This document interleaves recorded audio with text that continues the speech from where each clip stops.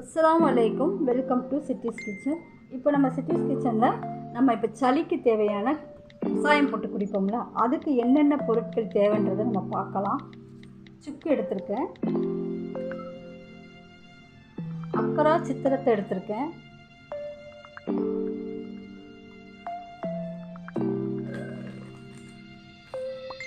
இது வந்து சார்ன வேருன்னு சொல்லுவாங்க. இது சார்ன வேர் அந்த கசாயத்துக்கு. உங்களுக்கு இதெல்லாம் உங்களுக்கு உரப்பு எவ்வளோ தேவையோ அதுக்கு தக்கன இதை வந்து நல்லா நம்ம இடிக்கல்லில் வச்சு இடித்து மிக்சியில் போட்டு நம்ம வந்து அதை நல்லா தண்ணியில் ஊற்றி காய்ச்சணும். இப்போ எல்லாத்தையும் நான் வந்து இடிக்க போகிறேன். என்னென்ன சாமான்கிறத காமிச்சிட்டேன். அதுக்கப்புறம் வந்து 2 வெத்தலை இந்த மாதிரி 2ஆக கட் பண்ணிக்கிறணும். கழுவி வச்சுருக்கேன், அதை காமிச்சிக்கிறேன். இது வந்து தூதுவளை நம்ம பழம் போட்டாலே வீட்டில் வளரும். ஓகேவா? இது தூதுவளை. நம்ம தூதுவளை வந்து எவ்வளோ நாளும் போட்டுக்கிடலாம், ஒன்றும் பிரச்சனை இல்லை. இதை வந்து இப்போ நம்ம இது வரைக்கும் நம்ம மிக்சியில் போட்டுக்கிடலாம். தூதுவளையும் வெத்தலையும் நான் மிக்சியில் போட்டுக்கிறேன். அதுக்கப்புறம் வந்து மிளகு இவ்வளோ எடுத்தால் போதும். நல்லா பார்த்துக்கோங்க, மிளகு கம்மியாக போடணும். ஏன்னா நம்ம சுக்கு சேர்க்கறதுனால மிளகு வந்து கொஞ்சம் கம்மியாக போடணும். இப்போ வந்து இதில் என்ன போட்டிருக்கேன், தூதுவளை, மிளகு, வெத்தலை இதை போட்டிருக்கோம். இப்போ இதை தனியாக நம்ம எடுத்து வச்சிரும். மற்றதெல்லாம் இடித்து இதில் போட்டு பூண்டு போட்டு நம்ம மிக்சியில் போட்டு திரிச்சிக்கிறணும். இப்போ வந்து நம்ம வந்து இந்த மருந்து சாமானை நம்ம எவ்வளோ வாங்கிக்கிறணும்னு தெரிஞ்சுக்கங்க. நான் சொல்கிறேன். அதெல்லாம் வாங்கி நம்ம வீட்டில் வச்சுக்கிட்டோம்னா நம்ம வந்து எப்போ பிள்ளைகளுக்கு சளி பிடிக்குது, இப்போ வந்து கிளைமேட் மாறுது பாருங்கள், மழை பெய்யுது, வெயில் அடிக்குது. கிளைமேட் மாறும்போது சூடு அதிகமானால் கூட பிள்ளைகளுக்கு வந்து சளி பிடிக்கும், இல்லை லூஸ் மோஷன் ஆகும், அப்படி இருக்கும். இப்போ சளி வந்து இப்போ எங்கள் வீட்டில் இப்போ நாங்கள் பண்ண போகிறேன். இப்போ பண்ணுறதுனால இந்த வீடியோவை உங்களுக்கு எடுத்து போட போகிறேன். சுக்கு உங்களுக்கு எவ்வளோ தேவையோ வாங்கி வீட்டை ஸ்டோர் பண்ணி வச்சுக்கோங்க. இது வந்து சார்ன வேர், இது உங்களுக்கு எவ்வளோ தேவையோ வாங்கி வச்சுக்கோங்க. இது வந்து அக்கரா சித்திரத்தை, இதெல்லாம் நம்ம வாங்கி வீட்டில் வச்சுக்கிட்டோம்னா எப்போ தேவையோ அப்போ நம்ம வந்து சளி பிள்ளைகளுக்கு உடனே சளி பிடிக்கும், இல்லை பெரியவங்களுக்கே சளி பிடிக்கும்.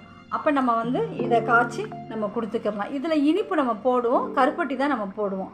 இப்போ இது எல்லாத்தையும் நான் வந்து இடித்து உங்களுக்கு மிக்சியில் போட்டு திரிச்சதுக்கப்புறம் காமிக்கிறேன், எப்படி இருக்குன்னு காமிக்கிறேன்.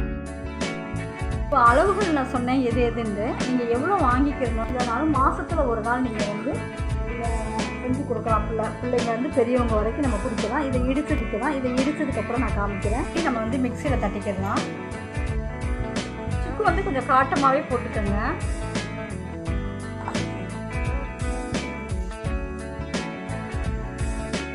சார்ன வேறையும் இதுக்கு லைட்டாக இடிச்சிக்கிறோம். அது வேறு தானே நமக்கு, அதையும் மிக்சியில் போட்டுக்கலாம். சுக்கு மட்டும் கொஞ்சம் தூக்கலாக போட்டுக்கோங்க. அடுத்து வந்து நறுக்கு மரத்தை எடுத்துக்கலாம். இதையும் இடிச்சுக்கிட்டு இதையும் நம்ம மிக்சியில் தட்டிக்கலாம். பாருங்க, இந்த அளவுக்கு பொடிச்சா போதும். இப்போ வந்து இதை ஒரு பாத்திரத்தில் போட்டுக்கிறேன். இதை வந்து இப்போ நான் மிக்சியை கழுவி தண்ணி ஊற்றிக்கிறேன்.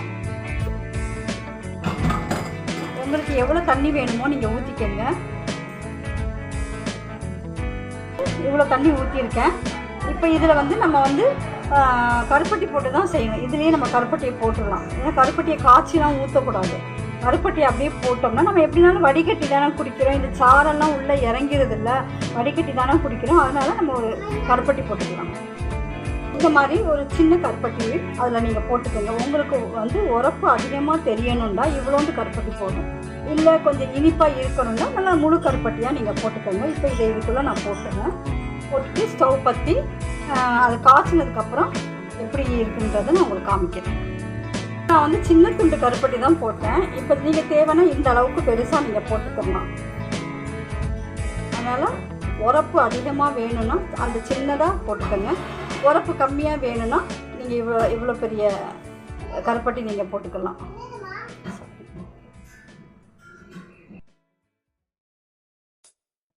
சுக்கு தண்ணி நல்லா ரெடி ஆகிடுச்சு. இப்படிதான் இருக்கும். நம்ம வடிகட்டி குடிச்சிக்கிறணும். கருப்பட்டி போட்டதுனால நமக்கு வந்து பிளாக் டீ மாதிரி இருக்கும். நாள்பட்ட சளி, நாள்பட்ட கைகால் வலிகள் இது எல்லாமே குணமாகும். சிறியவர்களிலிருந்து பெரியவர்கள் வரை இதை நீங்கள் சாப்பிட்லாம், குடிக்கலாம். இது எப்படி நான் வந்து அளவுகள்லாம் உங்களுக்கு வந்து சொல்லியிருக்கிறேன். இது வந்து எப்படி நீங்கள் இதை வந்து நான் சொன்ன அளவுகளோட அந்த பொருட்கள்லாம் வாங்கி செஞ்சு குடித்து பார்த்துட்டு எப்படி இருக்குங்கிறத எனக்கு கமெண்ட்ஸில் சொல்லுங்கள். லைக் பண்ணுங்கள், ஷேர் பண்ணுங்கள். மறக்காமல் நம்ம சிட்டிஸ் கிச்சனை சப்ஸ்கிரைப் பண்ணிக்கோங்க. வேறு ஒரு ரெசிபியில் நம்ம பார்க்கலாம். அஸ்ஸலாமு அலைக்கும்.